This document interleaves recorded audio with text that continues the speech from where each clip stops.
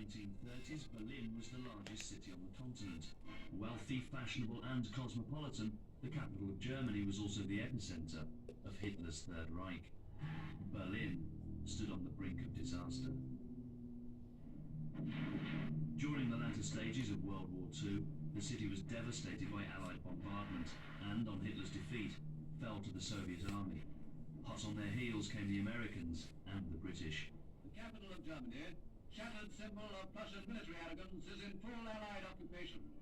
Outside the luxury Adlon Hotel, great posters portraying the Big Three ram home the uncompromising facts of utter German defeat.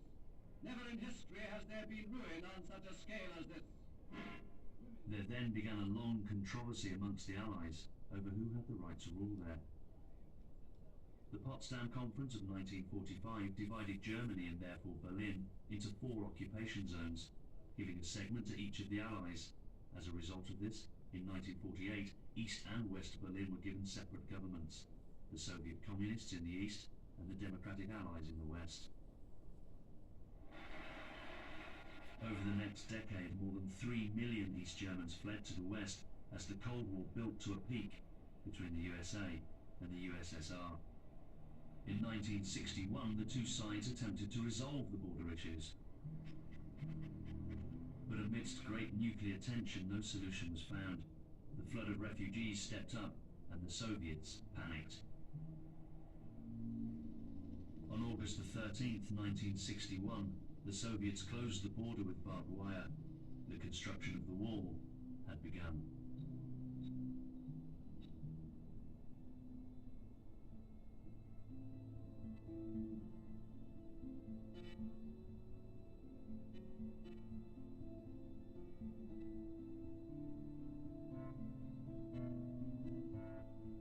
Despite the shoot-to-kill policy designed by their government to prevent them escaping, East Germans were willing to risk their lives for freedom.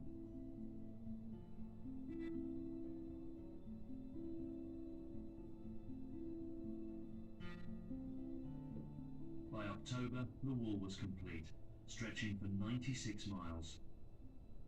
The city of Berlin was split in two. In 1985, after almost a quarter of a century of division, Soviet President Mikhail Gorbachev began the process of democratic reform, and the Cold War began to thaw. On November the 9th, 1989, the Berlin Wall was finally opened, and Germans from both sides flocked to it, attacking the wall with anything they could lay their hands on, while the soldiers looked on impassively.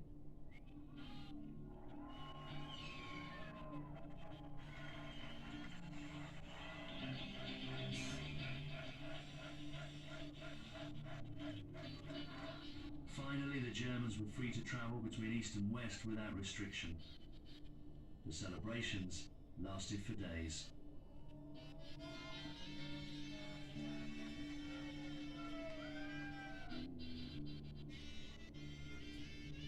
Eight months later, on what had been the no man's land between East and West, the largest rock concert ever staged on German soil marked the end of the Berlin Wall.